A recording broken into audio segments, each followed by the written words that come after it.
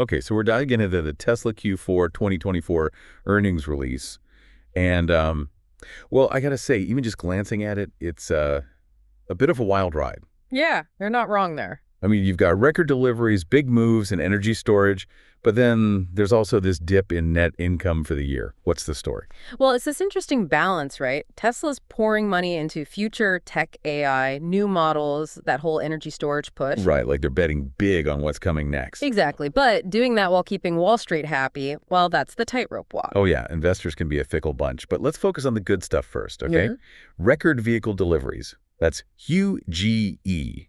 And Model Y being the global bestseller in 2024, that's not just beating other EVs, it's every car out there. How they manage that?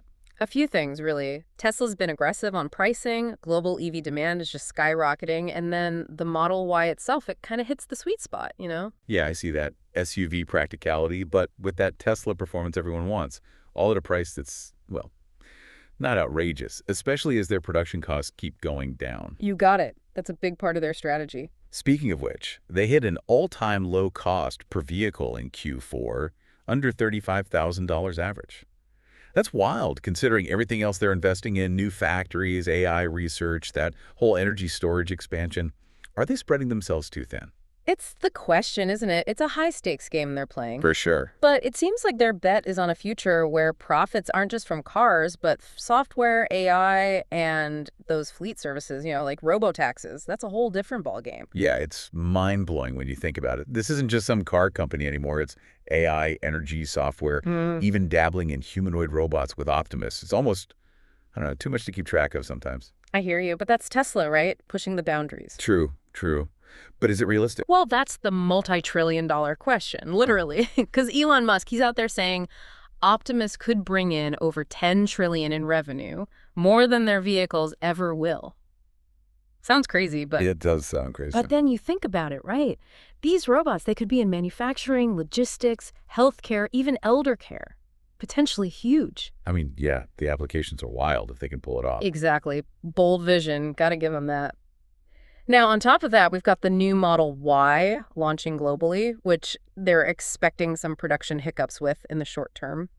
But then there's also this cybercab robo-taxi thing planned for 2026. It's a lot. How are they even managing all this? Like they're juggling while riding a unicycle on a tightrope or something. Pretty much. But their approach is interesting. They're really into vertical integration, controlling as much of the process as possible, like we saw with that lithium refinery thing. Right. They're not just buying the lithium, they're refining it themselves to secure that supply chain. Exactly. Control costs, ensure they have what they need when they need it. Same philosophy with battery production, which we know is their big constraint right now. For sure. They're all in on their own battery tech, those 4680 cells, expanding the gigafactories like crazy. But demand is just through the roof. It's a race, no doubt. Okay, so they're building all this amazing stuff, the cars, the batteries, even robots, but underpinning it all seems to be full self-driving. They're really fixated on making FSD happen, not just as good as human drivers, but safer. And they're talking unsupervised FSD as early as June 2025, starting in Austin. Is that even, I don't know, possible? It's ambitious, no question. Ambitious is putting it mildly. And it's not just Austin. They're looking at other U.S. cities throughout the year, including California. Musk even said he thinks nationwide unsupervised FSD in the U.S. could happen by the end of 2026. Oh, whoa, whoa. Nationwide by 26. The tech is cool, but isn't that a bit far-fetched? Maybe. But that's Tesla, right? Always pushing. Big question is, can they actually deliver? Regulations are a huge hurdle, public trust is still iffy, and the tech itself is incredibly complex. They got to convince a lot of people that letting a car drive itself is not just safe, but better than us behind the wheel. It's a gamble for sure. Their future's riding on it. So with all this in mind, what are you most curious about? What jumps out at you from all these announcements and, well, craziness? It's this tension, right? They're already doing things no other car company can, but they're not satisfied. It's like they want to revolutionize everything. Transport, manufacturing, maybe even kick off the age of robots. Exciting and terrifying all at once. I feel that. It's like we're watching history happen live, but no one knows how it's going to end. Can they actually pull it off? Well, we'll dig into that more in part 2 of our deep dive, where we'll look at some of the big challenges and opportunities Tesla's facing on this wild ride into the future. You can say that again. It's going to be interesting, that's for sure. So we're back, digging deeper into Tesla's Q4 2024 earnings. We've seen their wins, their crazy plans, but now it's time for the real talk. Can they actually pull this off? Yeah, it's exciting stuff. Self-driving cars, robots, energy storage going bonkers. But it's also like a lot of promises. Feels kind of risky. Oh, it's a high wire act for sure. The stakes are through the roof. Let's just take full self-driving, right? Yeah. Even if they nail the tech, which is still a big if, there's this mountain of regulations to climb. Every country's got its own rules, its own comfort level with, cars driving themselves. And Tesla even mentioned those issues with Europe and China, right? Yeah. Getting FSD approved there, even the supervised kind. Sounds like a nightmare. Totally. And that's with a human backup driver. Imagine going fully unsupervised, no one to take over if something goes wrong. The regulations for that, it'll be a battle royale. And Tesla has to prove FSD isn't just safe, but way safer than us humans. And it's not just the government, right? Public opinion matters. Do people actually trust self-driving cars yet? Every fender bender involving a Tesla on autopilot, it's front page news. You hit the nail on the head. It's not just tech, it's PR too. They got to convince everyone this stuff is reliable, not going to go rogue and cause accidents. So, okay, let's say they clear those hurdles, then there's production, right? Can they actually make enough of these FSD-equipped vehicles? Because their big constraint isn't demand, it's those batteries. It's like whack-a-mole, one problem down, another pops up. Plus, there's the cost factor. If FSD stays a luxury thing only for the rich, it's never going to change transportation like Musk wants it to. Yeah, it's a lot to consider. But hey, let's switch gears for a sec. Optimus, that humanoid robot. Elon Musk says it could be worth more than all Tesla's cars combined. Are we in a sci-fi movie, or is this thing actually going to happen? Optimus is fascinating, man. It opens up these crazy possibilities, but also a whole new can of worms. On one hand, Musk's talking trillions of dollars in revenue. And when you think about it, robots in factories, delivering stuff, helping with healthcare, maybe even housework, it's not that wild. The potential is there, I get that. Yeah. But building a robot that's basically human-like, that's crazy complex, they're talking about designing almost everything from scratch. Is that even doable? It's a huge gamble, that's for sure. Different from anything they've done before. And even if they solve the tech stuff, which is massive, there are other questions. What will Optimus actually do? Will people want it? Are we ready for robots walking around doing our jobs? It's like straight out of a movie, but with real-world consequences. And the ethical stuff, right? How do we make sure these robots are used for good? What happens to all the people whose jobs they might take? Oh, absolutely. Optimus makes us face some deep, maybe uncomfortable questions about tech in our lives, about what it means to be human when machines are getting so smart. It's not just cool gadgets, it's about the kind of world we're building. So we've got FSD facing government hurdles, public skepticism, and production limits. And then we've got Optimus, a super advanced robot with no clear market and a ton of ethical baggage. What's the next step here? Where do we go from all this? I think the big takeaway is this. Tesla isn't just about cars anymore. They're trying to reshape the future, period. For better or worse, that's what they're aiming for. And whether they succeed or crash and burn, it's going to affect us all.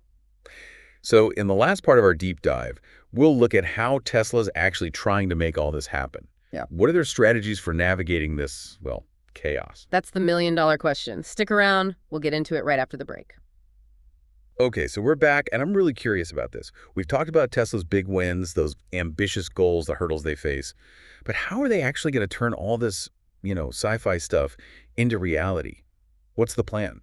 Well, it's a whole bunch of things, that's for sure. You've got the tech innovation, some pretty savvy business moves, and then there's the whole Elon Musk factor, right? The guy knows how to grab people's attention. Yeah, he's definitely got that going for him. But let's break it down. Where do we even start with all this? Their manufacturing approach is a good place, I think. It's really different from how the old school car companies do things. They're obsessed with this vertical integration thing, bringing as much of the production in-house as possible. Right, like that whole lithium refinery thing. They're not just buying the lithium, they're refining it themselves for their batteries. Yeah. That's a pretty bold move. It is, and it's all about controlling the supply chain, cutting costs, making sure they have the resources to scale up production, and they're using that same approach for battery production, which we know is their biggest bottleneck right now. Totally. They're going all in on their own battery tech, those 4680 cells, building out gigafactories left and right. But the demand, it's just insane. It's a constant race to keep up. Okay, so they're making the cars, the batteries, working on those robots. But it seems like the key to everything is full self-driving. That's where they're really focusing, trying to not just match human drivers, but actually be safer, think they can actually do it. It's the big question, isn't it? Their strategy seems to be attacking it from all angles, working with regulators, building that safety record, and I think most importantly, showing people how FSD can actually make things better. So things like less accidents, less traffic, maybe even giving people who can't drive themselves more freedom to get around. Exactly. Those are powerful arguments, but convincing regulators around the world, it's a long game. Every country has its own concerns, its own priorities. It's almost like a diplomatic dance, not just a tech problem. And then there's just like getting people comfortable with the idea of a car driving itself. That's a whole other challenge. It is, and Tesla seems to be focused on transparency and education, putting out those safety reports showing how autopilot and FSD are getting better, and they're constantly talking about it, explaining how it works, showing it off in videos. It's like a never-ending PR campaign for self-driving. And you can't forget about Elon Musk himself. Right. He's really good at getting people excited about this futuristic tech. He is, love him or hate him. He's a visionary, and he knows how to inspire people. That's a huge advantage for Tesla. Okay, but even with all that, the competition's heating up. The big car companies, they're finally taking EVs and self-driving seriously. Can Tesla stay ahead of the game? It's not going to be easy. They have to keep innovating, executing their plans perfectly, and adapting to a market that's changing constantly. What worked before might not be enough in the future. So as we wrap this up, what does all this mean for, regular people? Why should we care about what Tesla's doing? I think it's because their goals are so big, so potentially world-changing. If they pull it off, we could be looking at a future with safer roads, cleaner transportation, a world where robots do the dangerous and boring jobs, and humans can focus on, more meaningful stuff. It's like they're giving us a peek into a future that was just science fiction before, right? It is, but it's not all sunshine and roses. There are risks, ethical questions, tough choices to make as this tech becomes part of our lives. It's a future with a lot of potential, both good and bad. That's a great way to put it. It's a story that's still being written, and we're all part of it, whether we realize it or not. So, any final thoughts? I think Tesla's story shows just how powerful human ingenuity can be and how much potential technology has. They're pushing the limits of what we thought was possible, making us rethink the future. It's exciting, it's challenging, and it's definitely not over yet. Well said. It's been a wild ride, this deep dive. Mm-hmm. From record deliveries to humanoid robots, battery shortages to the ethics of AI, we've covered a lot. And one thing's for sure, Tesla is a company that gets people talking, whether they love them or hate them. Their story is far from over, and I can't wait to see what happens next. It's going to be fascinating. Thanks for joining us on the deep dive. Until next time, stay curious.